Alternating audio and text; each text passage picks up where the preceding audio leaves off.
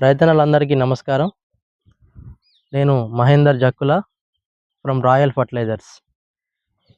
మీరు చూస్తున్నటువంటి వరి ఇది VNR 2228 అనే హైబ్రిడ్ విత్తనం. సో ఈ వరి మా సొంత పొలంలో నాటింది. మేము రాయల్ ఫర్టిలైజర్స్ విధానాల ద్వారా చేసి ఇది పండించగలిగాము.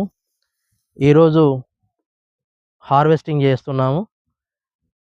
ఒకసారి మీరు చూసినట్లయితే ఈ వరిసేను చూడండి. దీంట్లో వచ్చినటువంటి టిల్లర్స్ స్టార్టింగ్‌లో దాదాపుగా 45-55 టిల్లర్స్ వచ్చాయి.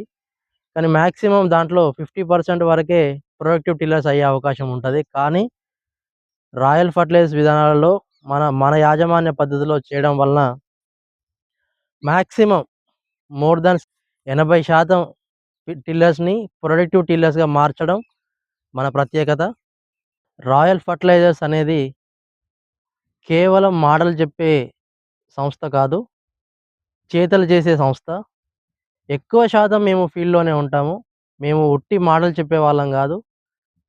మాక్సిమం ప్రాక్టికల్‌గా చేసి, చూసి మీకు అందించే సమాచారం ఇది. మేము చేసిందే, మేము చూసిన రిజల్టే అది ఉపయోగపడుతుందనుకుంటేనే చెప్తాము.